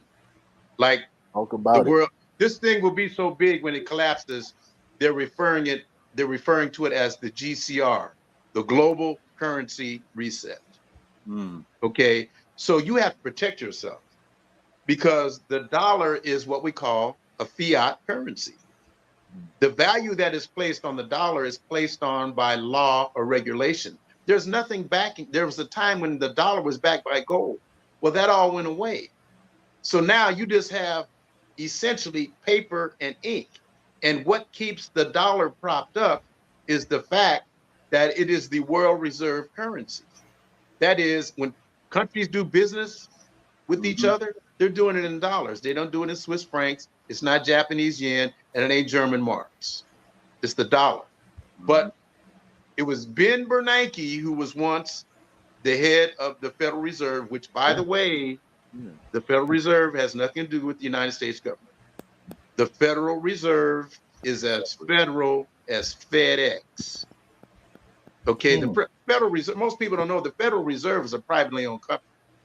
It came into existence December 23rd, 1913. Okay, and now you have these central banks all over the world. Okay, and they control that. So if you're going to protect yourself against what's coming with our economy, you need to be buying. Now, hold it. Let me say this. Let me say this. Let me say this. I am not an accountant. Disclaimer. I'm not an accountant. Disclaimer. Got to get it in. Yeah. I'm not an accountant. I'm not a financial consultant. I didn't study economics, but I do have common sense. Mm-hmm. And I will tell you that this is going to happen. It is going to happen. So if all your money is tied up just in dollars, you've got dollars and $100 bills stacked up somewhere, you're actually losing money. You need that currency. And currency has no what they call stored value, whereas gold and silver are are stored value. Yeah. Let me tell you something. I don't think the dollar is mentioned in the Bible, but I can tell you that gold is mentioned 417 times, and silver is mentioned 320. Judas. Okay, thank you. So, gold and silver are what we call God's money. And so you need to protect yourself. You really do. So what you do is you go out and you try and find this. I know it's kind of shiny, but this there's a better view. But this is 1 ounce of pure silver. This is called a silver eagle. Now they have 1 ounce coins that are called gold eagles. But if I were you, just saying, if I were you, I would take 25% of my cash stash and I would buy gold and silver, and more so silver than gold, because silver is what we call a strategic metal.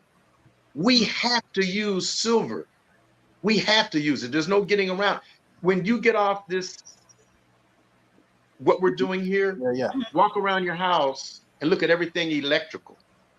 If you have a computer, a radio, whatever you have, a phone, the connections are silver solder. Now, let me tell you something very interesting. Unlike paper and plastic goods that we recycle, we don't recycle silver. Once we throw it in the dump, that's where it stays. Now, maybe someday, when it becomes very, very cost effective, they'll start pulling silver out the junkyards. But right now, we're using it up like it's going out of style, like it's growing on trees. Well, we're going to run out of it. And so I'm just saying, if I were you, by the way, don't be surprised if by January 2021, you start to hear about the United States government moving us toward a digital currency. It's in the Bible. Okay, a digital currency, something like Bitcoin. Although the difference between, say, Bitcoin and this digital currency that they will move us into is that still, even though they're moving us into a digital currency, they will still have the central banking system set up. So you will hear them start to offer what they call digital wallets to keep your currency in. However, there's still that third-party bank. And if they can offer you a digital wallet, believe me, they know how to pull that money out of that same wallet. So I say to you, if you get into digital currency, say like Bitcoin or Litecoin or whatever your favorite might be, you never keep your digital currency on the exchange where you bought it. You take it off the exchange and you put it in your own digital wallet that you keep at home. Wow. Okay. And so I'm telling you, as sure as tomorrow the sun will rise, there's going to be an economic crash, and a lot of people are going to get hurt badly. Wow. It will be something you've never seen before. I'm telling you. Okay. Now wait, hold it. Let me step off my soapbox. We get it. So glad you explained that. I mean, I'm going out to get me some silver tomorrow. Right. Look, get as much as you can. Yeah. Thanks for the tip. Thanks for the tip. Yeah, getting deep there. 1 ounce silver eagles. That's what you want. 99.999 fine silver. All right. Well, Ralph, I heard, just real quickly, I'll touch on this. I heard that there are some countries now that are paying by facial recognition, and that's how you're paying for whatever it is you buy now. And so they are thinking that this is going to catch on because, you know, they can control things better. And well, so you just I didn't mean to cut you off, Shell, but you just said the magic word, control. Mm-hmm. Yeah. Ultimately, the global elite, wherever they are, want control of everything. And I'm gonna just say one other thing, then I'll step down off the soapbox. Be careful when people start coming to you talking about, yeah, we got this new vaccine. Oh, really? Well, what's in the vaccine? You know, can't tell you that part. I'm telling you, be careful. Be very, very careful. All right, so now I'm off my soapbox. Okay. And we're back to Thank you, lighter things. So off the soapbox, back to the good foot. Let's talk about some of your current projects. I want to hit again on the drum webinar, drum clinic you're doing, so we can throw a link up. We're going to do, myself and Drew Schultz will do, there it is. Myself and Drew Schultz will do a webinar in September on the 5th. The first weekend. And I'm just coming off my second smooth jazz single, which featured the piano playing of Gerald Clayton, who's now in the family. And that's called Smooth in You. So you can find it on your favorite, download site. I'm about to do a release on Raymond Crosley. That's called Smoothalicious. And just trying to, keep busy and keep things moving forward and stay positive and try and encourage others to do the same. Stay positive, because I have a feeling there's some of you sitting out there that haven't discovered your inner talent, but we all have a talent. I was once told that I have two special skills. One is being able to teach, and I found that to be true. Once I learn it, I can teach it to you. But the other thing I have is I'm able to exhort. The word exhort means to advise or counsel.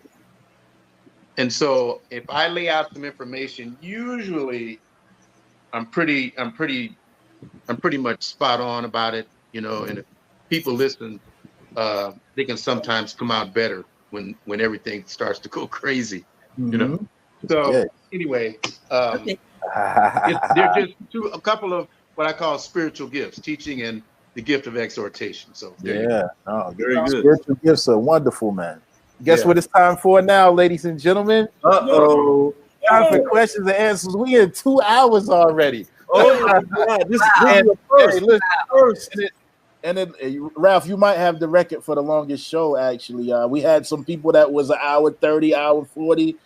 We just officially hit to 7:59 right now. We just hit 2 hours. We just on the surface.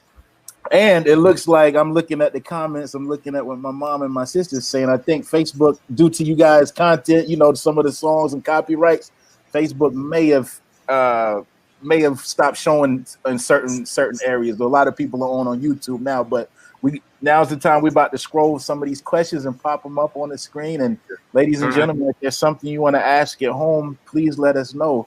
We're about to start combing here. All right, let me see what we got here. Me and Taz. Shout out to Taz also, by the way. Taz, Taz in the background. How you doing, Taz? Yeah. Leave it back there. She's nice to Ralph.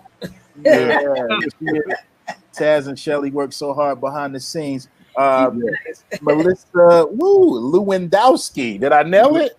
Or did I nail it? Melissa. Okay.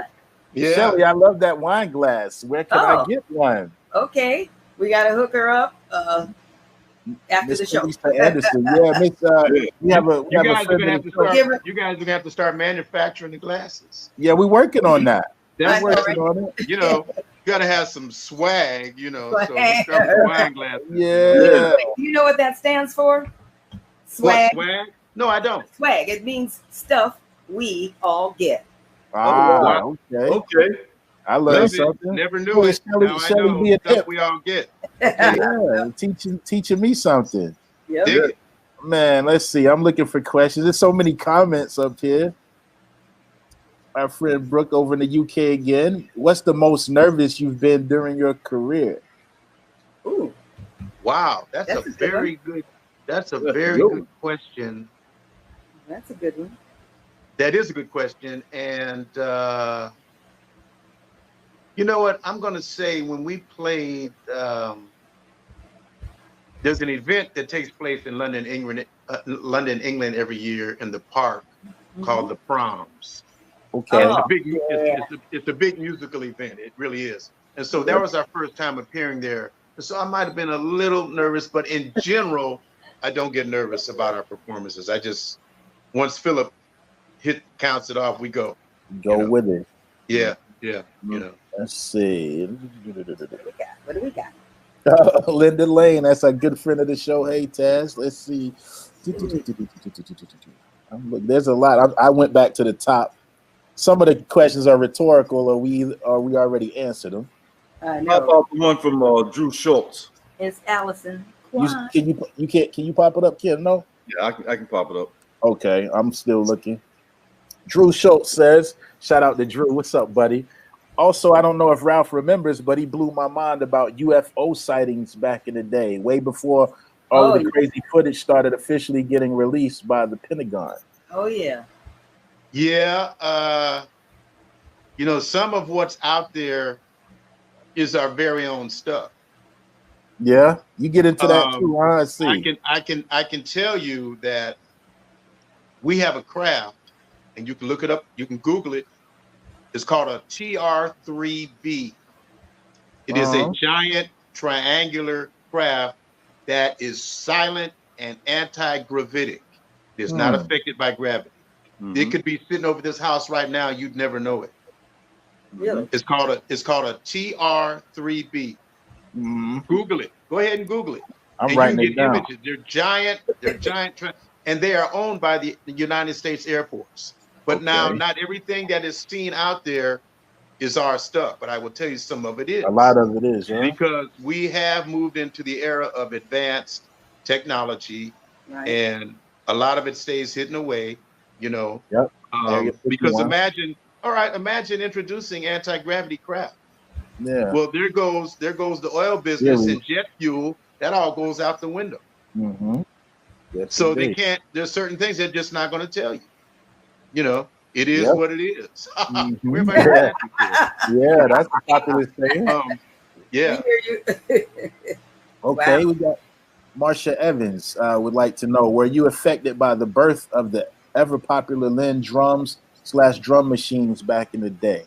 Nice question. No, I thought that they were interesting, and there was a period when we went through that whole drum machine thing. And as a matter of fact, the tracks we cut on the Temps album, we used the Oberheim DMX, which was a drum machine that Oberheim put out. Very excellent. And I just embraced that technology as I try to embrace all technology that makes sense to me. Yeah. And as I'm trying to figure out how I can utilize it in what I do. Absolutely.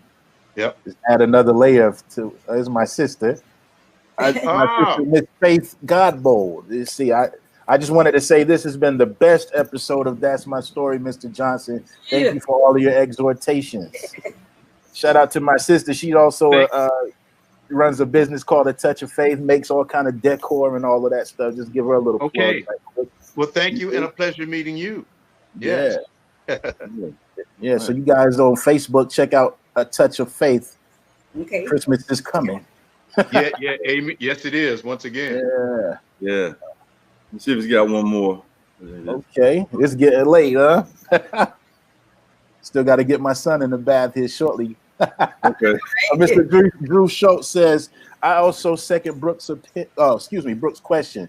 What are some of the Earth, Wind, Fire deep cuts that Ralph wishes were better known? Okay. That's a very excellent question. And I'll tell you, I was on YouTube one night and I was just searching through some Earth, Wind stuff. And I found a track. Check this out. I want you to check out a track called Milky Way. Milky Way. Milky Way. It's a beautiful track. It's a beautiful song. Okay. You know, Earth, Wind, and I Fire. just happened to find it. I think I was up listening to Jacob Collier, and if you don't know about Jacob Collier, you're really missing it. Yeah. Yeah, check out a track called Milky Way. Okay. Right. Load it down. And I think there's probably a lot of stuff on the Faces LPs, because it's a double set, that we should go back and refamiliarize ourselves with. Of course, one of my favorite songs is a tune called Sail Away. Sail Away. Yeah, Sail Away. I played it last night. Did you really? Mm. Wow. Beautiful tune. But I mean, it's not one we've ever done on the show. Right. And who knows if we'll ever do it, but that's a great, great song. But I mean, Maurice was such a genius, and you got to remember that all of this came out of his brain, his head. He had it all mapped out. And so that's why I say I'm blessed and lucky to be a part of such a very excellent musical organization. Absolutely. Right. Yeah, man. Yeah. I'm still looking and making sure. Come on, more questions. Come on, give me some more questions. I know, right? Yeah, let's see here. Everybody's just complimenting, not too many questions specific. I think in a couple of hours we probably covered mostly everything, and some things are rhetorical that are being mentioned.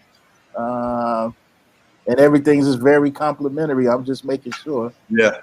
I think everything. Are you saying it made a good impression? Yeah. Oh man, of course. Let's see. Brooke had one more question, I think. All right, here's one. Here's one from my Brooke is one of our super fans from England. From the UK. That's right. Yeah. I think Renee did her radio show. Yeah. Oh, okay, yeah. This is our good buddy Charles Etcherson, aka Chuck. Let's see the Chuck type correctly today. This is another ongoing joke on the show. I told him last week you need an auto correct. Okay, no, he started out wrong. Yeah, I caught. Okay, I caught. Man, I ain't even. All right, he says, I caught Earth, Wind, and Fire in Ypsilanti, Ann Arbor, Michigan years ago. I can't remember what member came flying through the sky onto the stage, but that was the first time I experienced that kind of choreography. Oh, nice. Well, I'm trying to remember who that might have been. Yeah. This guy was let me go back and review some footage. I'll get back to you on that. I tell you. Hey, Charles, I'm just kidding with you, buddy. You know we love you. I wouldn't do it if I ain't, you already know. All right. I think will that be it for tonight? What we thinking? Any more? Let's see. Let me. Okay, now I just got the word. We're gonna wrap the questions up. Wrap the questions. All right, we're gonna proceed to the next segment. Okay. So Ralph. Well, luckily I think we're on the countdown. But go ahead, Kim. Now I was going to ask Ralph, where can we find him? Right. I'm on Facebook. I'm on Twitter. I'm on Instagram. I'm on all the regular. Yeah, see, but I'm from. Go. One. There you go. Yeah, I just sent you a friend request on Facebook. Hit me up. Yep. Hit me up. Instagram. Yeah. All there of you that go. good stuff. But I'm pumped. And Right. Facebook. There you go. So Yeah. I try to stay active on the social media side. I do understand the importance You do of it. very well. I see you do well. Well, no, you do very well, Shell. Well, I'm still learning, but Yeah, right on. Well, you're doing a fine job, let me tell you. Thank She you. is. Yeah. I'm just, we're on the countdown now, so I just want to hit on something real quickly so we can throw a book up of yours. I'm going to say 2 words, Cherry Lane and John Sticks. What do you think of it? Oh my God, my drum book. Yes. Yes. And my drum exercises. Well, thank you very much for that. I do have a book out. I'm proud of it. But there's a story behind my book. Yeah. Because the first person in Earth, Wind, and Fire to put out a book was Verdine White. Mm-hmm. Put out his Facebook. He did with Louis Satterfield. And I looked at it and I said, shoot, I can do that. I'm gonna do a drum book. And so I wound up doing a drum book. I'm very proud of it. And actually it covers a lot of stuff. And I actually wrote it as a preparatory text for drummers coming out of high school, getting ready to go into college level playing. So it covers a lot of different stuff. So I'm very proud of it. I actually, when I teach, I call on certain parts of the book to teach. And, you know, it's one of those special things that's close to my heart. You know, well, I have a friend of mine that, oddly enough, I introduced him to silver. And the minute I introduced it to him, it went up. But I say, you can't talk about it if you don't know about it. That's right. Indeed. Well, yeah. But thank you for that. You're welcome. But what goes around comes around. You were able to introduce your publisher to Verdine and get his second volume book up. So yes. Reciprocal favors. And that was great. That was great. So he's got volume 2 out also. There you go. I think it's at the time where we have to remind everybody about our guest next week. He is comedian, film and TV actor, author, and singer. He has a record out. Comedian Tommy Davidson. Yeah, I love grew up Tommy. on that guy. Yes. I love Tommy. Tommy is out of his mind. Right? Yeah. Original cast member of In Living Color. In Living Color. Right? Yes. Another great evening. He showed me that. He showed me the pilot before it ever, because I was working with him at Eddie Murphy Television on Paramount Pictures. So he showed me and Verdine the pilot before it ever came out. We said, "Oh, that's going to be a great show." You know, it was iconic, really. You know, Nice. Absolutely, it was a great show. Great casting on that show. Yes. Right. And one other thing, Ralph, your life is so massive that we couldn't have put this together without our girl at the Legacy, Uli Bauer, and your manager, Rhonda Badikian. Rhonda Badikian, yes. We have to send a thank you and a shout out to them. Thank you. Thank you, because they both do a great job. Oh, man. Oh, is that her? That's her right there? How Ralph is? How do you say it? Yuli? Yuli It's B? Yuli. Yuli B. How did you connect with guitarist Andrea Lisa for your Cold Swag It project? All right, so Cold Swag It was my first smooth jazz single, and it's featuring a guitarist, Andrea Lisa, who was introduced to me by, once again, Raymond Crosby. And so once I heard her play, I said, you know what, I'm going to feature you on this tune. So yeah, the tune is called Cold Swag It, which is just some nonsensical craziness. You know, I used to get on the bus.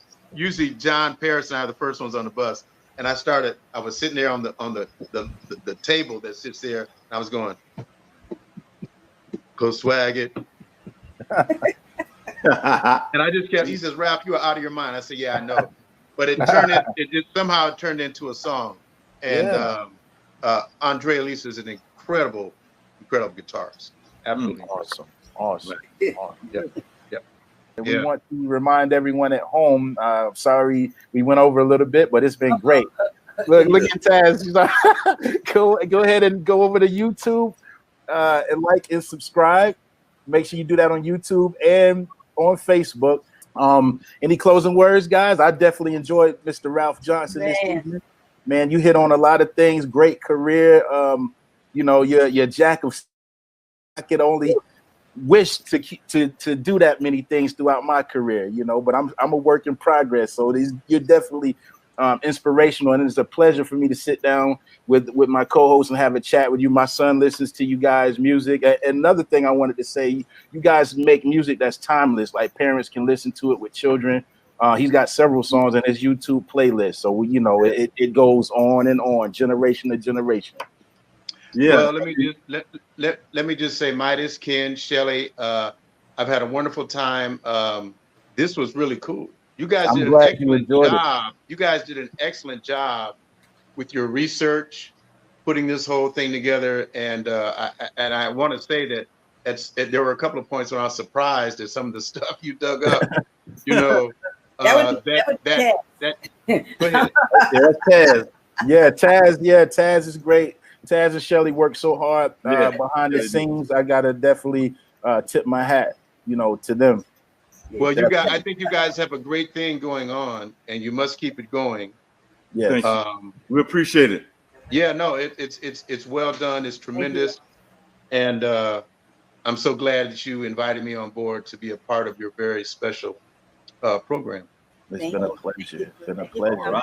All right. Well, ladies and gentlemen at home, we thank you for tuning in and supporting us week after week. And we made it to episode 17. Join us next week where, like Shelly said, I guess will be comedian actor Mr. Tommy Davidson. And we looking forward to that one just as much as tonight. It's been great, guys. Y'all continue to stay safe. Continue to, follow the rules of the CDC. Wash your hands, wear your mask. Wear your mask. Yeah. Don't be going a whole lot of places.